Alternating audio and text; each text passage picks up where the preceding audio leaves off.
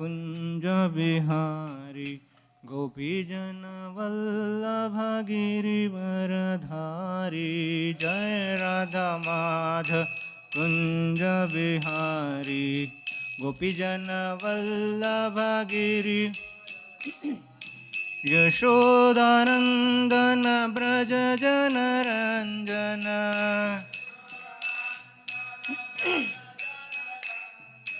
यशोदानंदन ब्रज जन रंजन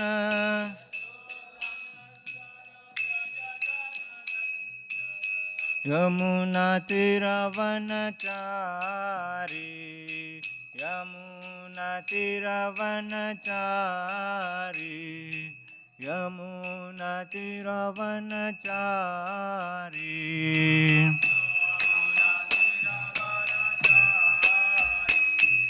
जय राधा माधव कुंज बिहारी गोपीजन वल्लभ गिरिवरधारी जय राधा माधव कुंज बिहारी गोपीजन वल्लभ यशोदानंदन ब्रज जन रंजन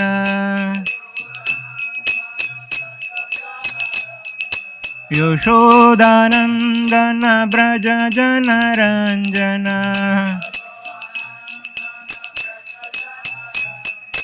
यमुना तीरवनचारी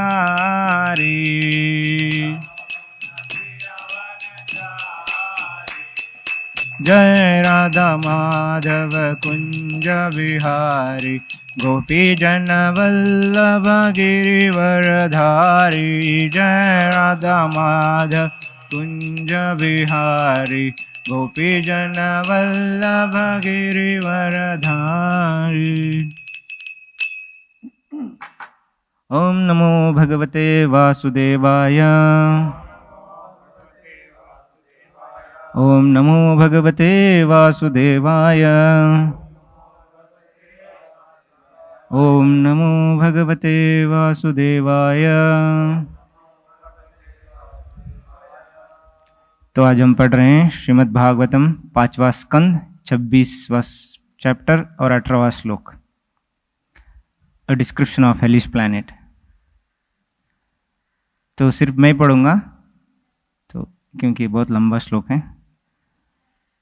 यस्त्वा इह वा असंविभज्यशन्ति यत्किञ्चनोपमर्मित पंचयज्ञो वायसो संस्तुतः स परत्र कृमिभोजने नरकाधमे न पतति तत्र शतसहस्रयोजने कृमिकुण्डे कृमिभूतः स्वयं कृमिभीरवे भक्षमानं कृमिभोजनो यावत्तद् अप्रहुतदा अनिर्वेशात्मना यतायते।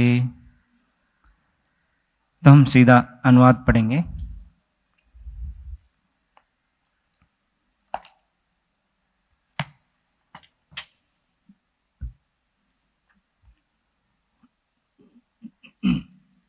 परमेश्वर की व्यवस्था से खटमल तथा मच्छर जैसे निम्न श्रेणी के जीव मनुष्य तथा अन्य पशुओं का रक्त चूसते हैं। अगला श्लोक है। जो मनुष्य कुछ भोजन प्राप्त होने पर उसे अतिथियों, वृद्ध पुरुषों तथा बच्चों को न बांटकर स्वयं खा जाता है अथवा बिना पंच यज्ञ किए खाता है, उसे कौवे के समान मानना चाहिए। मृत्यु के बाद वह सबसे निकृष्ट नरक कृमि भोजन में रखा जाता है। इस नरक में 1,00,000 योजन विस्तृत वाला कीड़ों से परिपूर्ण एक कुंड है। वह इस कुंड में कीड़ा बनकर रहता है और दूसरों कीड़ों को खाता है और ये कीड़े उसे खाते हैं। जब तक वह पापी अपने पापों का प्रायश्चित नहीं कर लेता, तब तक वह कृमि भोजन के नरकीय कुंड में उतने ही वर्षों तक पड़ा रहता है जितने योजन इस कुंड की चौड़ाई है। इसका तात्पर्य प्रभुपाद द्वारा भगवद गीता में कहा गया है यज्ञशिष्टाशिना संतो मुच्यन्ति सर्वकिल्बिषः भुञ्जते ते अघम पापम य पचन्ति आत्मकारणात्। यज्ञ से बचे भोजन को करने वाले भगवत भक्त सब पापों से मुक्त हो जाते हैं, किंतु जो इंद्र तृप्ति के लिए भोजन बनाते हैं वे तो पाप ही खाते हैं। हमें सारा भोजन श्री भगवान से प्राप्त है। एको बहुनाम यो विदधाति कामान। भगवान हर एक को जीवन की आवश्यकताओं को प्रदान करते हैं, अतः हमें चाहिए कि उनके अनुग्रह को यज्ञ द्वारा स्वीकार करें। यह प्रत्येक व्यक्ति का कर्तव्य है। दरअसल जीवन का एकमात्र उद्देश्य यज्ञ करना है। भगवान भगवत गीता में कहते हैं, यज्ञार्थो कर्मणो अन्यत्र लोकोऽयं कर्म बंधनः तदर्थं कर्म कौन्तेय मुक्त संग समाचर। भगवान विष्णु के लिए एक यज्ञ रूप में कर्म करना चाहिए, अन्यथा कर्म से एक भौतिक जगत में मनुष्य बंध जाता है। इसलिए हे कुंती पुत्र, विष्णु की प्रसन्नता के लिए निर्दिष्ट कर्म का आचरण करे। इस प्रकार करने से नित्य अनासक्त तथा बंधन मुक्त रहेगा। यदि हम यज्ञ नहीं करते हैं और दूसरों को प्रसाद वितरित नहीं करते हैं तो हमारा जीवन को धिक्कार है। यज्ञ कर लेना तथा आश्रितों को अर्थात बच्चों, ब्राह्मणों तथा वृद्धों को प्रसाद वितरण करने के बाद ही मनुष्य को भोजन करना चाहिए। किंतु यदि कोई केवल अपने लिए या अपने परिवार के लिए रसोई बनाता है तो वह तथा उसे खाने वाले धिक्कारी है। मृत्यु के बाद उसे कृमि भोजन नामक नरक में डाल दिया जाता है। ओम अज्ञानतिमिरन्धस्य ज्ञानाञ्जनशलाकया चक्षुरुन्मीलितं येन तस्मै श्रीगुरवे नमः। श्रीचैतन्यमनोभीष्टं स्थापितं येन भूतले स्वयं रूप कदा मह्यं ददाति स्व।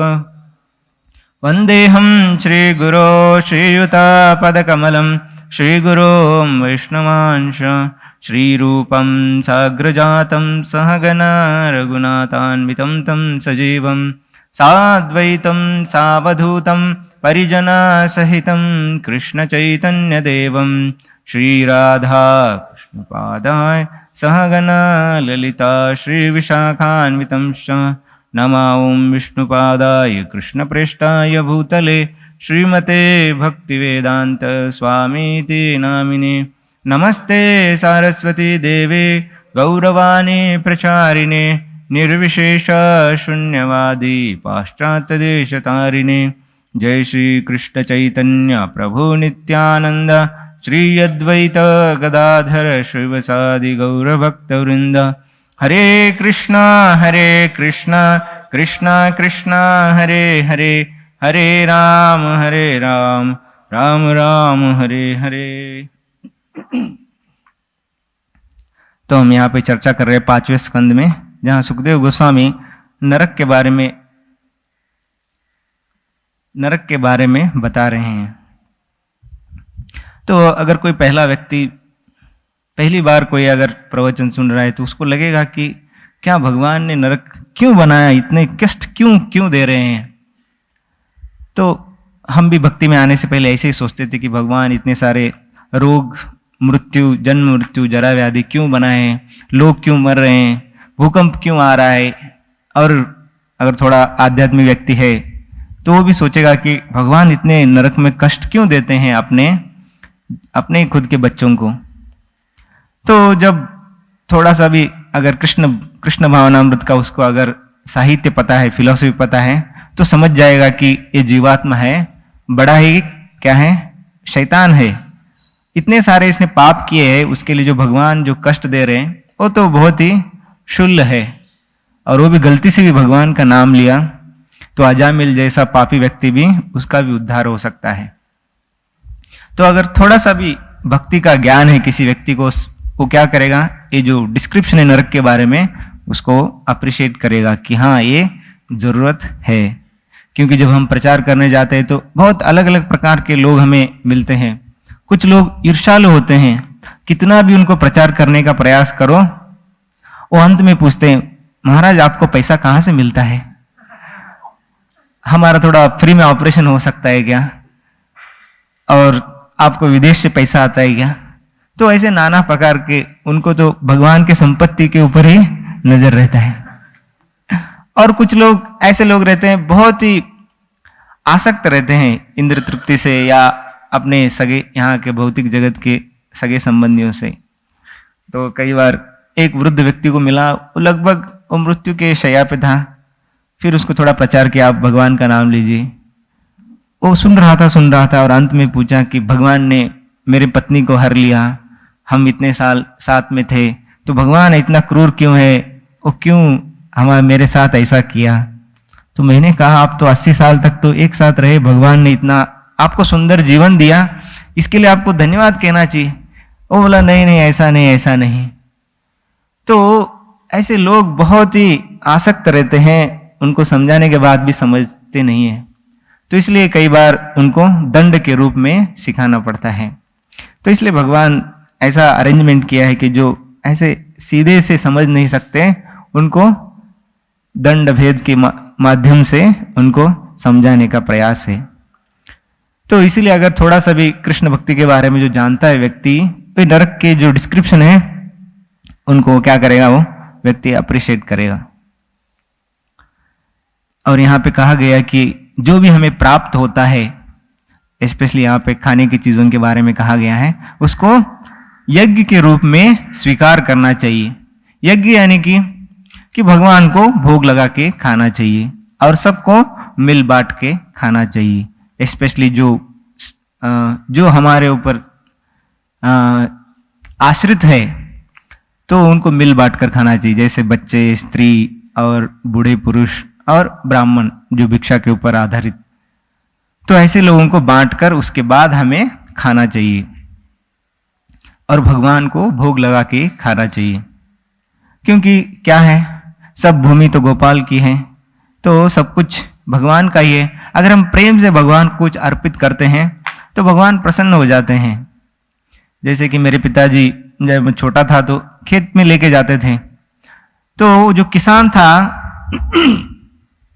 वो क्या करता, जब पिताजी जाते थे तो जो भी खेत में उगता था साइड में, जो मेन क्रॉप को छोड़ के जो साइड में उगता था सब्जी वगैरह, वो सब दे देता था। आम का पेड़ था तो आम भी निकाल के दे देता था।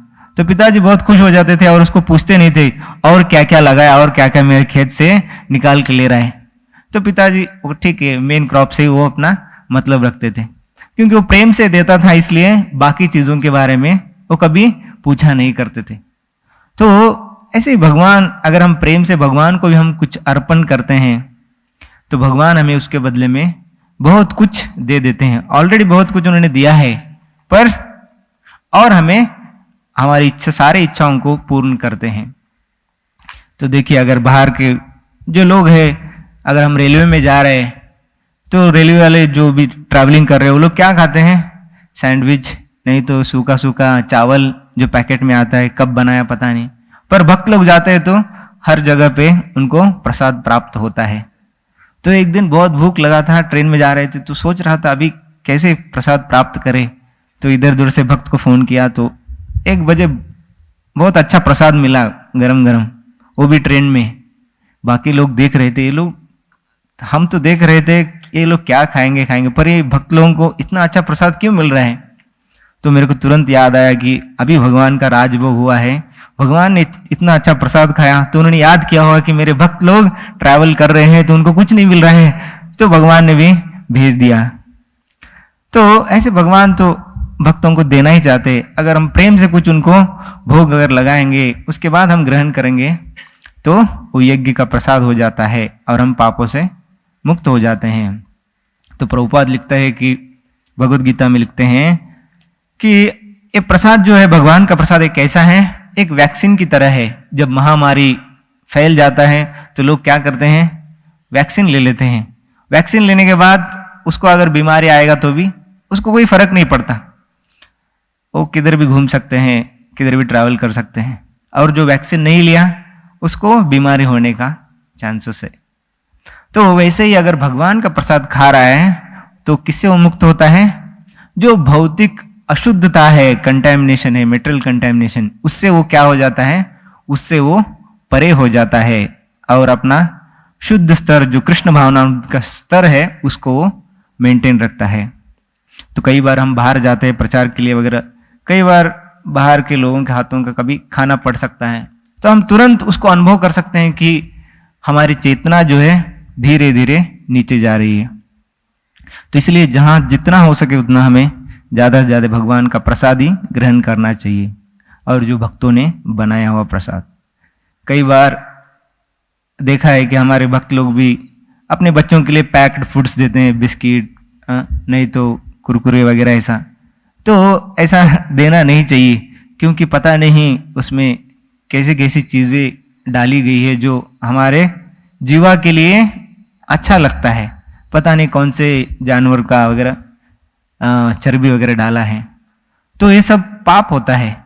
तो इसीलिए हमें अपना एक खुद का ही बनाया हुआ व्यंजन जो है, प्रसाद जो है, उसको ग्रहण करना चाहिए, नहीं तो उसको कृमि भोज नरक में जाना पड़ सकता है। वहां उसको एक कीड़े का रूप प्राप्त होगा, और वो कितना लंबा है? 1,00,000 योजन। तो यहां पे दिया गया 1,00,000 योजन। हाँ, कितना है? 1,00,000 योजन, यानी कि 8,00,000 मील दूर। अगर किलोमीटर में चाहिए तो इसका 1.5 गुना, तो लगभग 12,00,000 किलोमीटर। इतना लंबा बड़ा सा कुंड है। कुंड क्या, उसको समुद्री कहेंगे। और इतने सारे सिर्फ कीड़े कीड़े कीड़े। आप सोच सकते हैं, अगर आम खाते समय एक कीड़ा बाहर आता है तो हम फेंक देते उसको, अच्छा नहीं लगता। तो इतने सारे कीड़ों के बीच वो भी एक कीड़ा बनकर रहता है, और उधर खाने के लिए कुछ नहीं रहेगा, वो एक दूसरे को खाता रहता है। बड़ा कीड़ा छोटा कीड़े को खाता है, छोटा उससे छोटे को खाता है, और उसके बाद एक दिन उसको भी खाया जाता है, पर वो मरता नहीं है, फिर वापस उस कीड़ा बन के उधर ही रहता है। तो ऐसा उसको, ऐसी नरक में उसको जाना पड़ता है। सिर्फ भागवतम में नहीं, जो अन्य जो धर्म ग्रंथ है जैसे बाइबल, कुरान, उसमें भी नरक का वर्णन आता है। उसमें कहा गया है कि एक गंदे सरोवर में हमें छोड़ा जाता है, वहां कीड़ा बन के रहता है। इतना ही डिस्क्रिप्शन है, ज्यादा उधर नहीं है, पर यहाँ पे भागवतम में बहुत डिस्क्रिप्शन दिया है कितना लंबा है और कैसे उसको यातनाएं होती है। तो ये हो गया नरक के बारे में डिस्क्रिप्शन। पर जो भक्त लोग हैं वो तो क्या है, भगवान की सेवा में इस भौतिक जगत में भी आनंद उठाते रहते हैं, और मृत्यु के बाद, शरीर छोड़ने के बाद भी आध्यात्मिक जगत में भी वो भगवान के साथ लीला में मग्न रहते हैं। तो एक बार प्रभुपाद जी को किसी ने पूछा कि Prabhupada, Swami ji, what if you come to know that after the death there is no spiritual world exist. यानी कि स्वामी जी, आप सब इतना कह रहे हैं स्पिरिचुअल वर्ल्ड के बारे में, आध्यात्मिक जगत के बारे में, गोलोक वृंदावन के बारे में, अगर आपको मृत्यु के बाद समझ में आया कि ये सब जो आप बता रहे हैं वो ऐसा कुछ है ही नहीं है, सब ये मन घटित घटना कहानियां हैं, अगर ऐसा समझ में आएगा तो क्या होगा प्रभुपाद? तो प्रभुपाद जी ने कहा, देखो अभी हम क्या है, आनंद से जीवन बिता रहे हैं, सुबह उठते हैं, प्रसाद लेते हैं, सेवा करते हैं, नाचते हैं, गाते हैं, तो ये क्या है हमारा, ये रिक्रिएशन, ही whole day is our recreation.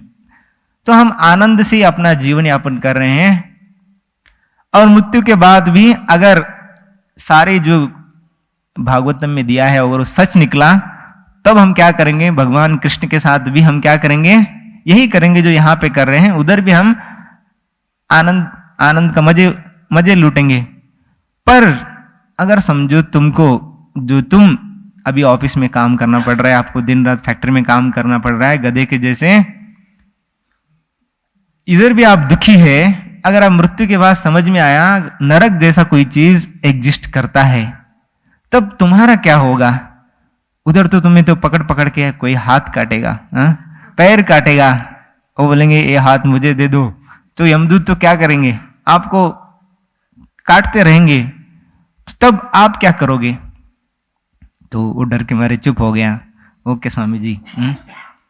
तो भगवान के जो भक्त इधर भी आनंदित रहते हैं, आध्यात्मिक जगत में भी आनंदित रहते हैं।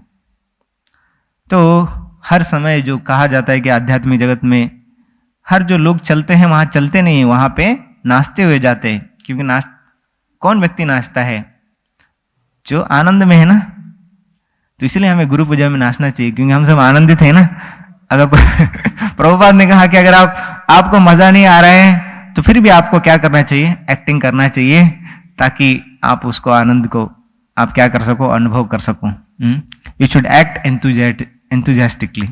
अगर हम साइड में रहेंगे तो इधर उधर देखेंगे और उस दूसरों में दोष ही देखेंगे। अच्छा ये बहुत दिनों बाद आया, अच्छा ऐसा क्या?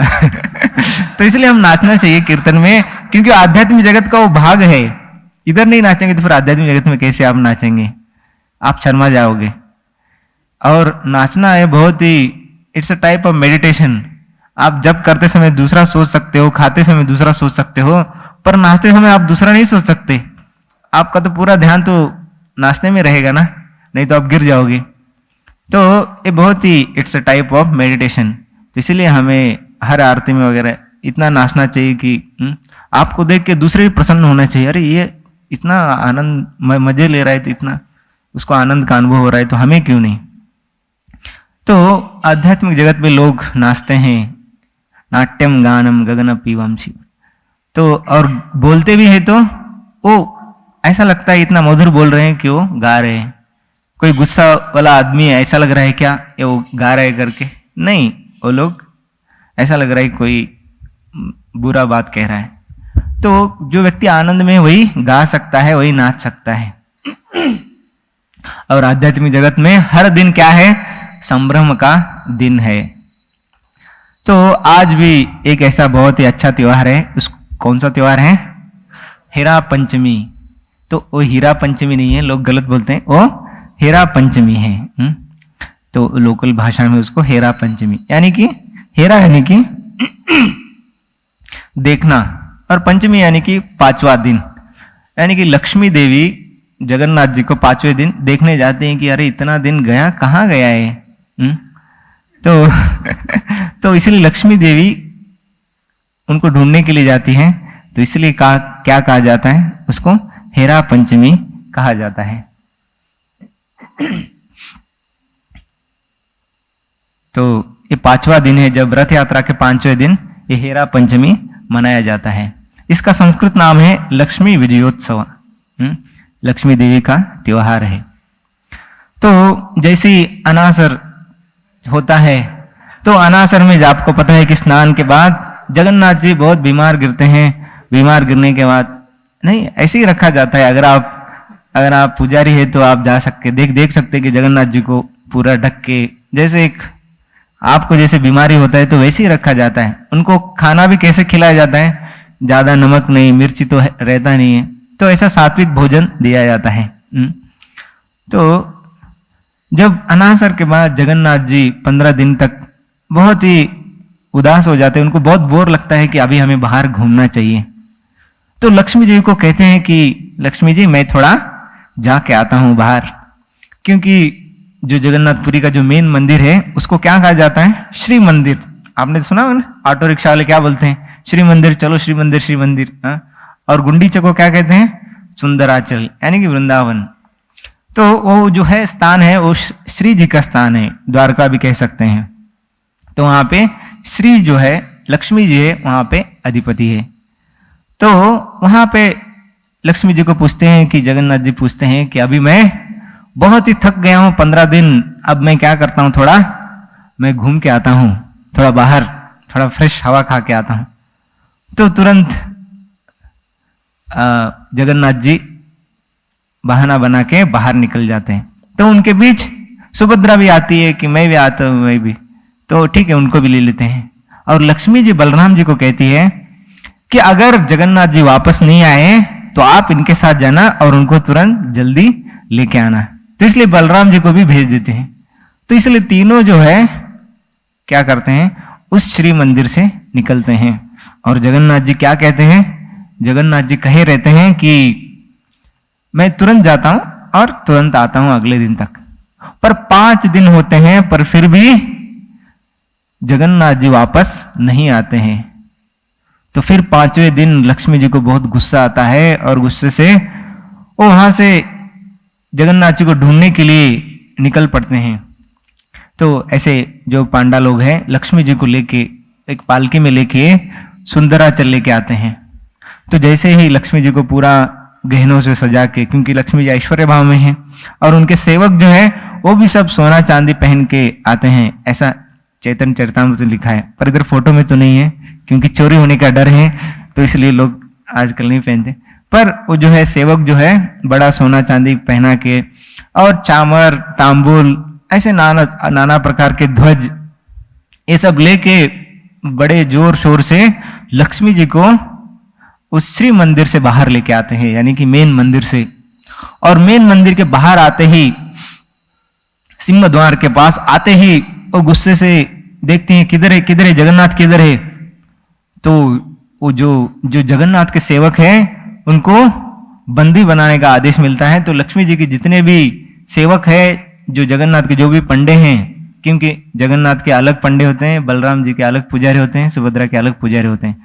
तो जितने भी जगन्नाथ के जो पुजारी है उनको खूब डांट पीट के उनको बंदी बनाया जाता है, उनको रस्सी से बांध के लक्ष्मी देवी जी के पास लेके आया जाता है। और आने के बाद उनको पूछते हैं लक्ष्मी देवी की किधर है आपका मालिक, किधर है जगन्नाथ किधर है। तो वो कहते हैं कि वो उधर गए हैं, सुंदराचल में गए हैं। तो फिर लक्ष्मी जी उनको कहती है ठीक है, सब जो लक्ष्मी जी के सेवक हैं उनको बंदी बना के उनको माफी मांगने के लिए बोलते हैं कि हमने गलती किया, हमने जगन्नाथ जी को जाने के लिए छोड़ा उधर। तो फिर सब माफी होने के बाद उनको छोड़ दिया जाता है और उधर लक्ष्मी देवी का पालकी जो है लेके कहाँ लेके जाते हैं, वहां पे सुंदराचल। तो सुंदराचल जाने के बाद क्योंकि लक्ष्मी देवी तो ऐश्वर्य भाव में है और ऐश्वर्य भाव में होने के कारण उनको वृंदावन में उनको क्या नहीं है, प्रवेश नहीं है, क्योंकि वृंदावन तो अलग भाव में है। तो लक्ष्मी देवी अपना पूरे गहने पहनकर वो सुंदराचल मंदिर में आती हैं। और जब भी जगन्नाथ जी कहते हैं अपने सारे सेवकों से जाओ जाओ जल्दी से वो जो सुंदराचल के गेट है यानी कि गुंडीचा मंदिर के गेट है सब बंद कर दो, ताकि लक्ष्मी जी अंदर न आए, क्योंकि वो ऐश्वर्य भाव में है और उनको वृंदावन में प्रवेश नहीं है। और सारे गुंडीचा मंदिर के प्रवेश द्वार जो है बंद हो जाते हैं और लक्ष्मी जी का पालकी वहां तक आता है, मेन द्वार तक, गुंडीचा द्वार तक।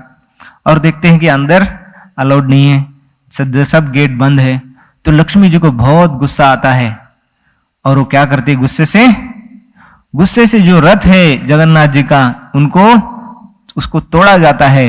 और तोड़ के गुस्से के मारे वापस क्या करती है लक्ष्मी जी भी, वापस दूसरे मार्ग से वहां पे श्री मंदिर में लेके जाते हैं उनको। और जाने से पहले वापस जिधर जितने भी जगन्नाथ के सेवक हैं उनको वापस पकड़ा जाता है, उनको बहुत सारे गलत शब्द बोले जाते हैं और सब वो हाथ जोड़कर वो माफी मांगते लक्ष्मी देवी से। और लक्ष्मी देवी उनको कहती हैं कि अगर आप कल जगन्नाथ जी को वापस लाओगे तो मैं आपको छोड़ दूंगी। तो तभी सारे जो जगन्नाथ के सेवक हैं उनसे माफी मांगते हो, कहते हैं हाँ हम कल लेके आएंगे जगन्नाथ जी को। और लक्ष्मी जी उधर वापस चली जाती हैं। तो उसके बाद 9 दिन हो जाते, ये तो 5वें दिन की कथा हो गई। 9 दिन हो गए फिर भी जगन्नाथ वापस नहीं आए। उधर लक्ष्मी देवी बहुत गुस्से में थी और उनका गुस्सा बढ़ रहा था। तो अब जगन्नाथ के पंडे जगन्नाथ को कहते हैं कि लक्ष्मी देवी बहुत नाराज है, आपको जाना चाहिए।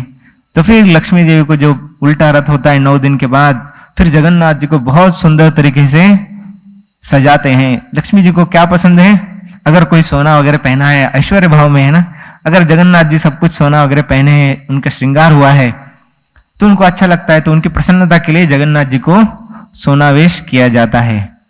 और सोनावेश उनको जगन्नाथ जी को लेके आने के बाद वो सिंह द्वार के आगे और एक द्वार है, तो वहां पे रोका जाता है। और वहां रोकने के बाद लक्ष्मी जी को बुलाया जाता है। तो लक्ष्मी जी को लेके आते हैं और लक्ष्मी देवी जैसी आती हैं तो तो उनको रसगुल्ला खिलाते हैं। और तो अभी भी प्रथा है वहां पे कि उस दिन कोई खाजा नहीं लेता, उस दिन सब लोग उधर जगन्नाथपुरी में इतने रसगुल्ला बांटे जाते हैं कि और आपको दूसरा व्यंजन नहीं प्राप्त होता।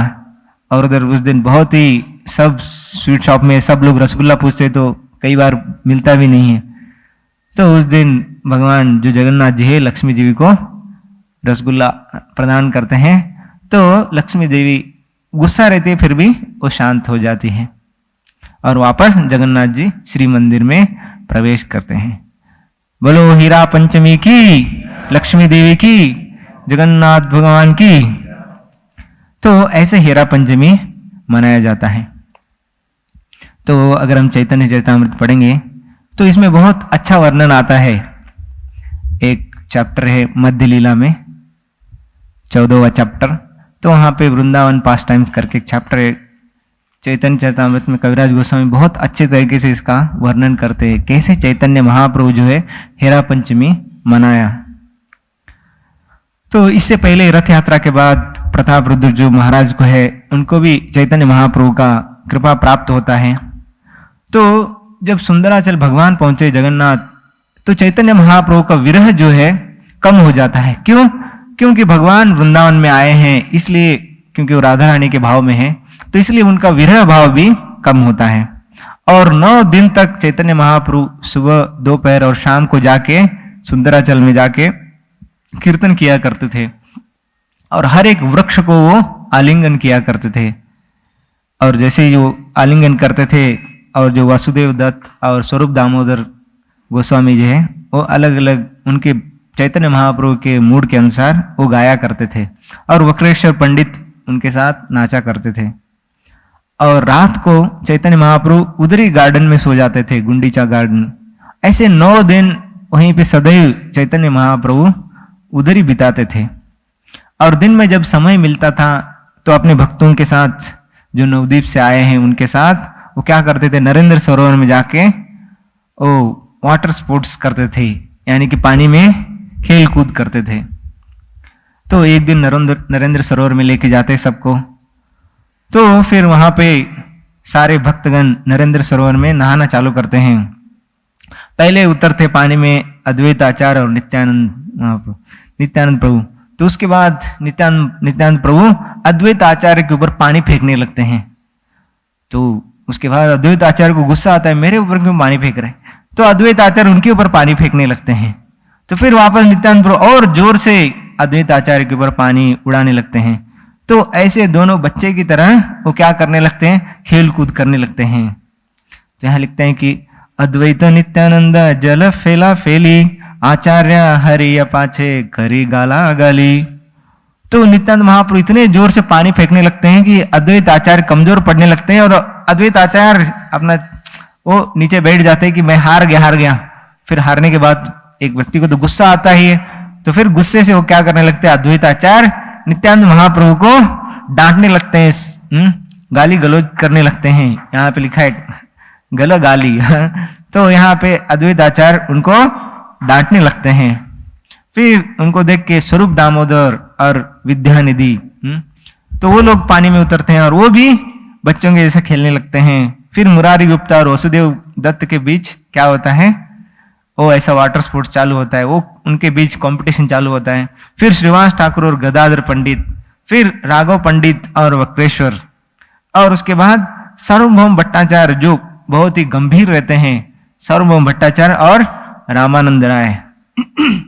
और ये दोनों महाप्रभु देखते हैं कि सार्वभौम भट्टाचार्य जो गंभीर रहते हैं और रामानंद राय जो इतने विद्वान है वो भी बच्चों की तरह क्या कर रहे हैं, एक दूसरे के ऊपर पानी के जैसा पानी फेंक फेंक के खेल रहे हैं। तो फिर महाप्रभु कहते हैं जो गोपीनाथ आचार्य जो बाजू में रहते हैं उनको कहते हैं, हे गोपीनाथ जाओ और कहो, उन दोनों से कहो, सर्वभौम भट्टाचार्य और रामानंद राय ये लोग क्या है, बड़े प्रामाणिक जन है, ये लोग बहुत ही गंभीर पुरुष है, बड़े विद्वान लोग हैं, इनका आदर सत्कार भी बहुत बड़ा है, सब लोग इनको एक रिस्पेक्टेबल पर्सन की तरह देखते हैं। तो इनको जाके कहो कि आप बच्चे जैसा क्या मत करो, खेल कूद मत करो, जाओ आप कहो उनको। तो गोपीनाथ आचार्य कहते हैं, गोपीनाथ आचार्य कहे तुम्हारा कृपा महासिंधु, उचलिते करे यदे तारा एक बिंदु। यानी कि चैतन्य महाप्रभु आपका कृपा में से एक बिंदु भी प्राप्त हो जाए किसी को, तो बड़े बड़े जो सुमेरु पर्वत है, मंदार पर्वत है, ये सब क्या हो जाएंगे? डूब जाएंगे। तो ये तो जो छोटे जो व्यक्ति जीवात्मा है, इनकी क्या दशा होगी अगर इतने बड़े बड़े पर्वत बह के जाते हैं आपके कृपा से, आपके कृपा के एक बिंदु से। तो ये तो दो लोग क्या हैं? बहुत छोटे छोटे व्यक्ति हैं, और इनको बहुत दिनों बाद सर्वभौम भट्टाचार्य को आपकी कृपा प्राप्त हुई है। ये तो इतने दिनों तो क्या करते थे कि मायावाद सिद्धांत का जो ड्राई फिलॉसफी है उसमें वो मग्न थे।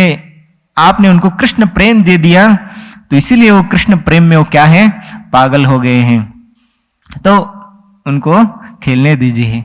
तो महाप्रभु देख के हंसने लगते हैं, हाँ ये जो कह रहे हैं ये सच बात है।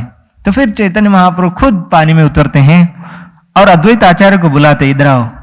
और अद्वैत आचार्य के ऊपर वो कहते हैं कि आप अनंत शेष बन जाओ और मैं आपके ऊपर सो जाऊंगा।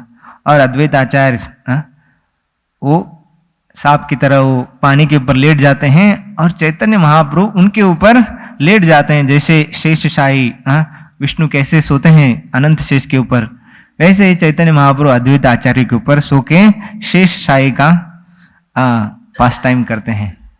तो इसके बावजूद चैतन्य महाप्रभु अद्वैत आचार्य के ऊपर बैठने के बावजूद भी अद्वैत आचार्य डूबते नहीं हैं, वो पानी में तैरते रहते हैं, क्योंकि अपनी पूरी शक्ति से, अनंत शेष की शक्ति से चैतन्य महाप्रभु को ऊपर रखते हैं। तो ऐसे बहुत सुंदर सुंदर लीलाएं वो 9 दिनों में करते हैं नरेंद्र सरोवर में। फिर सब होने के बाद टोटा गोपीनाथ में जाकर चैतन्य महाप्रभु सबके साथ प्रसाद लेते हैं, और उसके बाद वापस गुंडीचे जाते हैं वहां कीर्तन करने के लिए। ऐसे 9 दिन का ऐसी लीलाएं भगवान करते रहते हैं चैतन्य महाप्रभु, और भक्तों के साथ आदान प्रदान करते हैं। इधर हम चैतन्य चरितामृत में पढ़ते हैं कि सबसे ज्यादा मधुर चीज जो लगती है कि कैसे भगवान अपने भक्तों के साथ आदान प्रदान करते हैं। चाहे किसी को डांटना हो, किसी को करेक्ट करना हो, और किसी को प्रशंसा करना हो, या घर से कैसे भाग के आना है और कैसे मंदिर ज्वाइन होना है, और उसके बाद अपने माता पिताओं से कैसे आदान प्रदान करना है, ये सब चैतन्य चरितामृत में बहुत अच्छी तरीके से डिस्क्रिप्शन दिया है। तो जैसे ही हेरा पंचमी का दिन आता है, तो प्रताप रुद्र कहते हैं कि राजा प्रताप रुद्र कहते हैं अपने मंत्री, कौन रहता है उनका मंत्री? केशव मिश्रा, काशी मिश्रा को कहते हैं जाओ कि चैतन्य महाप्रभु को हेरा पंचमी ऐसे मनाओ कि ऐसा कोई किसी ने देखा ना हो। जितना चाहिए आपको, जो भी धन संपत्ति चाहिए गोडाउन से ले लो, जो भी आपको पूजा सामग्री चाहिए, आर्टिकल्स चाहिए, पताके, पालकी और गहने, ये सब जो भी चाहिए आप ले लो गोडाउन से, और बहुत अच्छी तरीके से मनाओ हेरा पंचमी। और जो भी प्रसाद है, प्रसाद का क्वांटिटी क्या करो, उसको बढ़ाओ, रथ इतना बढ़ाओ कि रथ यात्रा से भी डबल होना चाहिए। तो काशी मिश्रा जो रहते हैं वो भी चैतन्य महाप्रभु के पास जाते हैं और सब अरेंजमेंट कर देते हैं। तो जब हेरा पंचमी का दिन आता है तो चैतन्य महाप्रभु गुंडीचा में दर्शन लेते हैं, और उसके बाद सब भक्तों गणों के साथ वो कहाँ पे जाते हैं? वो श्री मंदिर जाते हैं, तो मेन मंदिर, और वहां द्वार पे ऊपर जो काशी मिश्रा जी उनको बैठने के लिए सब इंतजाम करते हैं, ताकि भीड़ भाड़ से अलग होके चैतन्य महाप्रभु और सारे जो उनके संगी गण है वो बैठ के पूरा जो त्योहार है वो देख सके। तो जैसे पालकी जो आती है, पालकी आने के बाद सब जगन्नाथ के सेवकों को बंदी बनाया जाता है, और उनको खूब जो लक्ष्मी जी के सेवक है, जगन्नाथ जी के सेवकों को बहुत गाली देने लगते हैं कि किधर है आपका जगन्नाथ, किधर है बताओ। तो जब स्वरूप दामोदर ये सब देखते हैं, वो कहते हैं, महाप्रभु से कहते हैं स्वरूप कहे। तो चैतन्य महाप्रभु कहते हैं कि ये क्या हो रहा है, ये सब क्या हो रहा है स्वरूप दामोदर। तो स्वरूप दामोदर कहते हैं, स्वरूप दामोदर कहे, स्वरूप कहे प्रेमावतार एई ते स्वभाव, कांतेरा औड शलेशा होए क्रोध भाव। तो स्वरूप दामोदर कहते हैं कि आज लक्ष्मी जी बहुत क्रोधावेश में आई है। क्यों क्रोधावेश में है? क्योंकि जब एक प्रियतम प्रेयसी को तिरस्कार करता है तो सबसे ज्यादा गुस्सा तब प्रेयसी को आता है। तो वह जगन्नाथ जी ने क्या किया, लक्ष्मी जी को तिरस्कार करके वो छोड़ के गए हैं सुंदराचल, इसलिए लक्ष्मी जी क्या है, बहुत गुस्से में है। और दामोदर कहते हैं, दामोदर कहे ऐचे मनेर प्रकार, त्रिजगते कहा नहीं देखी सुनी यार। और स्वरूप दामोदर कहते हैं कि ऐसा गुस्सा तो मैं तीनों जगतों में कहीं नहीं देखा। क्योंकि जब प्रेयसी जब गुस्सा होता है तो क्या करते हैं, वो लोग गहने फेंक देते हैं या बात करना छोड़ देते हैं। तो कभी ऐसे गुस्से से, अभी गुस्सा भी है तो गहने पहन के तो नहीं आती बाहर। तो पर लक्ष्मी जी को देखो, अपने सब परिवार के साथ आई है, पूरा सज धज के आई है, और ऊपर से क्या कर रहे हैं, जो सेवकों को डांट रही है, बंदी बना के उनको दंडित कर रही है। तो मैंने तो सुना था कि द्वारका में सत्यभामा भी क्रोध किया करते थे कभी भगवान कृष्ण के ऊपर, पर वो तो सब गहने छोड़ के चुपचाप होके बैठते थे, नाराज होते थे, नहीं तो डांट भी देते थे। पर सब अपने संपत्तियों के साथ, सभी सगे संबंधियों के साथ बाहर आके ऐसा दादागिरी करना अच्छा नहीं है। स्वरूप दामोदर कह रहे हैं कि ऐसा मनेरा, मतलब ऐसा प्रभुपाद लिखते हैं इगोइस्टिक प्राइड। तो इगोइस्टिक प्राइड मतलब वो वाला प्राइड नहीं है, ये मनेरा प्रकार, यानी कोई गुस्सा हो जाता है जब तो उसको मनाया जाता है ना, वो ऐसा मनेर प्रकार मैंने इस स्त्री जगत में मैंने कहीं नहीं देखा है जो आज लक्ष्मी देवी प्रदर्शन कर रही है। तो चैतन्य महाप्रभु तुरंत पूछते हैं कि हे स्वरूप दामोदर, आप कहो अलग अलग जो वृंदावन के गोपियों के जो भाव है उसके बारे में आप कहो, स्पेशली जो मनेर प्रकार जो है, मान जो करते हैं उनके बारे में आप कहो। तो स्वरूप दामोदर कहने लगते हैं कि कैसे अलग अलग गोपियां, अलग अलग प्रकार की गोपियां वृंदावन में रहती हैं। तो एक होती है, तो प्रभुपाद लिखते हैं कि दो प्रकार की गोपियां रहती है, left wing and right wing. तो यहाँ पे कविराज गोस्वामी लिखते हैं कि वामन स्वभाव, यानी कि जो कहते हैं वो करते हैं। तो कभी भगवान जो कहते हैं चुपचाप से करते हैं, वो बहुत ही सबमिसिव सबऑर्डिनेट कहते हैं ना। और एक होता, उनको क्या कहते हैं, उनको दक्षिण स्वभाव। और जो लेफ्ट विंग गोपियां जो है वो हमेशा गुस्सा करने वाली, उनको वामन स्वभाव के गोपियां, वाम स्वभाव के गोपियां कहा जाता है। तो यहाँ प्रभुपाद लेफ्ट और राइट विंग गोपियां कहते हैं। प्रभुपाद ने बहुत अच्छे से ट्रांसलेशन किया ताकि सारे जो विदेशी भक्त हैं उनको समझ में आना चाहिए। क्योंकि हमारे पीटी टीचर कोच में कहते थे जब फुटबॉल खेलने से पहले left side are you ready, जो फुटबॉल में टॉस करने से पहले, और right side are you ready, तब टॉस होता था। तो ऐसे, क्योंकि उनको वेस्टर्न लोगों को यही समझ में आता है, लेफ्ट विंग और राइट विंग, तो इसलिए प्रभुपाद भी अच्छे से ट्रांसलेट करते हैं। तो यहाँ पे कहते हैं कि स्वरूप दामोदर आगे कहते हैं कि लेफ्ट विंग में जो है वाम स्वभाव वाले, उसमें श्रीमती राधा रानी प्रमुख है, और इनमें सारे प्रकार के भाव प्रकट होते हैं। जैसे 33 व्याभिचार भाव, और उसमें अलग अलग और 20 प्रकार के भाव है। और उसमें प्रमुख रूप से तो किल किंचित भाव, कूटा मीठा, विलासा, ललिता, ऐसे नाना प्रकार के जो भाव है वो परिपूर्ण रूप से श्रीमती राधा रानी में पाए जाते हैं। और जब ये सारे भाव जब श्रीमती राधा रानी में प्रकट होते हैं, जब भगवान कृष्ण को देखते हैं तो सारे भाव उनमें प्रकट होते हैं, और इसी से श्रीमती राधा रानी और सुंदर दिखाई पड़ती है। तो इसको क्या कहा जाता है, महाभाव कहा जाता है। तो जैसे ही चैतन्य महाप्रभु सुन रहे थे, वो बोलने लगे स्वरूप दामोदर और कहो, और आप और डिटेल में इसके बारे में आप कहो। तो स्वरूप दामोदर पूरा डिस्क्रिप्शन यहाँ पे दिया गया है, कविराज गोस्वामी पूरा डिस्कशन करते हैं कि कौन सा भाव कैसा होता है। कि जब भगवान कृष्ण दान घाटी में श्रीमती राधा रानी को रोका जाता था, जब उनको फूल तोड़ने से उनको रोका जाता था, तब वो एक प्रकार का गुस्सा करते थे। तो ऐसे अलग अलग रूप से उनके भाव प्रकट होते थे श्रीमती राधा रानी में। और ये जो भाव है ये भगवान कृष्ण को और आनंद प्रदान करते थे।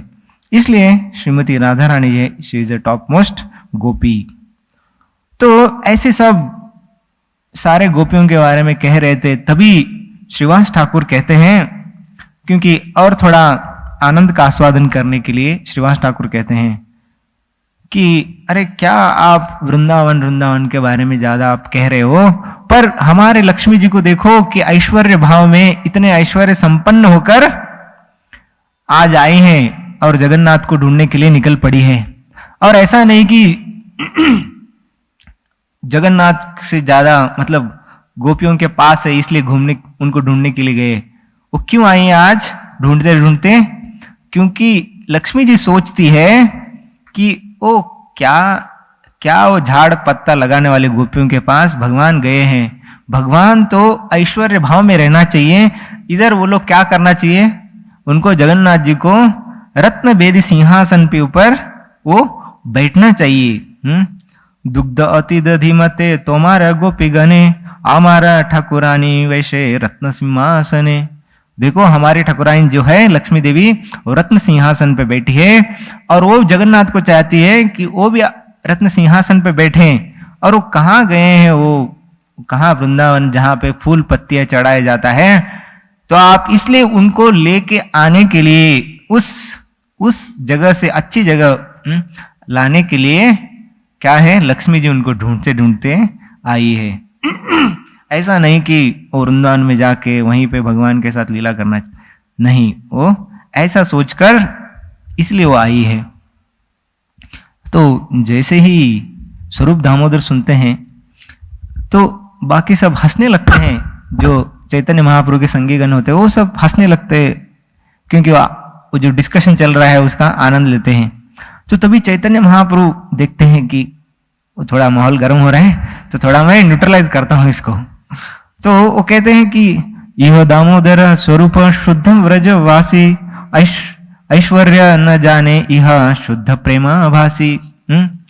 हे नारद मुनि, आप तो वैकुंठ के वासी हो, आप ऐश्वर्य भाव में आप ज्यादा प्रभावित है, पर स्वरूप दामोदर है ये वृंदावन के निवासी है, बहुत सहज भाव है उनका।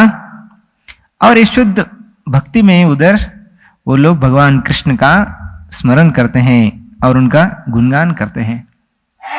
तो तब स्वरूप दामोदर गोस्वामी जब सुनते हैं कि अरे वृंदावन को ऐसा बोला इन्होंने, तो वो वृंदावन की महिमा गाने लगते हैं।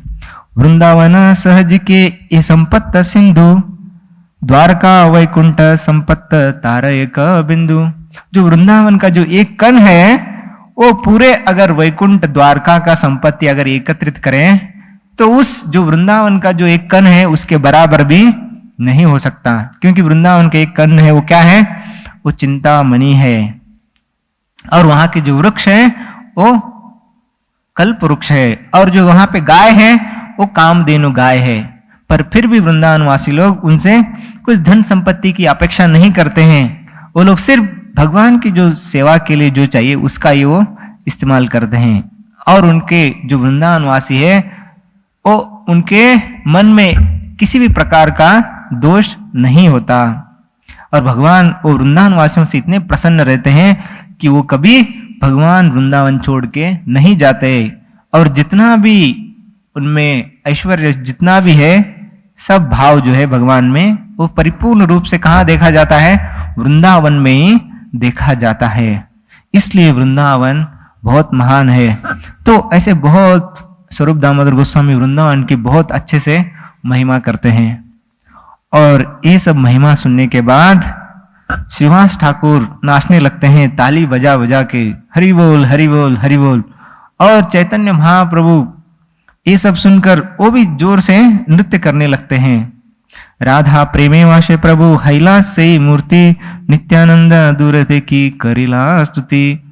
और इतने जोर जोर से नाचने लगते हैं कि बजाने गाने वाले थक जाते हैं, फिर भी चैतन्य महाप्रभु जो वृंदावन का स्मरण कर करके वो नाचने लगते हैं। और देखते देखते चैतन्य महाप्रभु श्रीमती राधा रानी के रूप में प्रकट हो जाते हैं।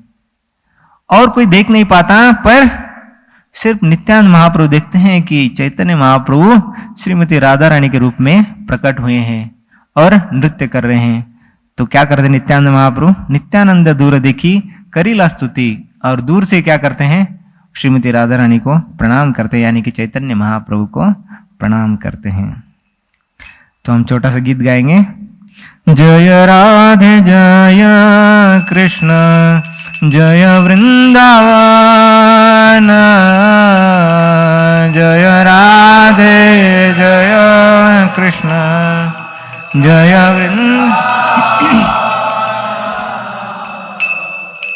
जय राधे जय कृष्ण जय वृंदावन,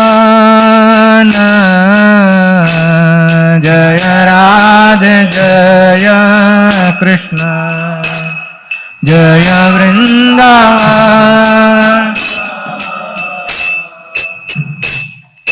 श्री गोविंद गोपीनाथ मदन मोहन, गोविंद गोपीनाथ मदन मोहन, श्याम कुंड राधा कुंड गिरि गोवर्धन, श्याम कुंड राधा कुंड गिरि कालिंदी जमुना जय जय महावन, कालिंदी यमुना जय जय महावन, केशी घाट वंशी बट द्वादश कानन, घाट वंशी बट द्वादश कानन, जहाँ सब लीला कैलो श्री नंद नंदन, जहाँ सब लीला कैलो श्री नंद नंदन, जय राधे जय कृष्ण जय वृंदावन, जय राधे जय कृष्ण जय वृंदावन। बोलो श्री वृंदावन धाम की जय, श्रीमती राधा रानी की जय, चैतन्य महाप्रभु की जय। तो ऐसे चैतन्य महाप्रभु त्योहार का आनंद लेते हैं और अच्छे से हीरा पंचमी मनाते हैं। तो ऐसे यहाँ पे डिस्क्रिप्शन पढ़ने के बाद समझ में आता है कि कैसे महाप्रभु हर एक त्योहार में भाग लेते थे ऐसे। तो हमें भी कई बार हम इतने हमारे काम में व्यस्त हो जाते हैं, कई बार हम लोग ऑफिस में बैठ के लैपटॉप के ऊपर ही बिजी हो जाते हैं, नहीं तो हम गैलरी से देख लेते हैं कि त्यौहार हो रहा है, ये लोग क्या करेंगे, सिर्फ प्रोसेशन निकालेंगे और थोड़ा कीर्तन वर्तन करेंगे, कमोशन करेंगे और शांत हो जाएंगे। नहीं, ये सब जो है भगवान की जो लीला है, जो अर्च विग्रह है वो क्या कर रहे हैं यहाँ पे भौतिक जगत में आके लीला कर रहे हैं। जो अर्च विग्रह क्या है, उनको लीला रूप भी कहा जाता है। तो आके लीला करते हैं, तो इसमें हमें भाग लेना चाहिए, तो इससे भगवान भी बहुत प्रसन्न होते हैं। तो मैं सोचता था कि पुजारी होने से पहले कि ये लोग पुजारी लोग सिर्फ क्या करते हैं, चामर हिलाते आरती करते रहते हैं, पर कहा जाता है कि 90% of the deity worship happens behind the curtain. तो सिर्फ जो भी 10% है हमें देखने को मिलता है बाहर, अगर उसमें भी हम भाग नहीं लेंगे तो क्या हो जाएगा, वो भी हम मिस कर देंगे। तो इसलिए इससे हमें समझ में आता है कि कैसे स्वयं चैतन्य महाप्रभु आके भगवान के लिए गुंडी मार्जन करते हैं और कीर्तन करते हैं, अच्छे से सब कुछ करते हैं। तो ऐसे हमें भगवान के उत्सव में भाग लेना चाहिए। तो आज हेरा पंचमी है और हमारे बालाजी के पास भी लक्ष्मी देवी है, तो महावीर प्रभु चाहे तो लेके आ सकते हैं, नहीं तो अगले साल जब गुंडीचे में रहेंगे 9 दिन तक जगन्नाथ जी, तब हेरा पंचमी मना सकते हैं। बोलो हीरा पंचमी महामहोत्सव की, श्रील प्रभुपाद की। हरे कृष्ण। किसी को कोई प्रश्न?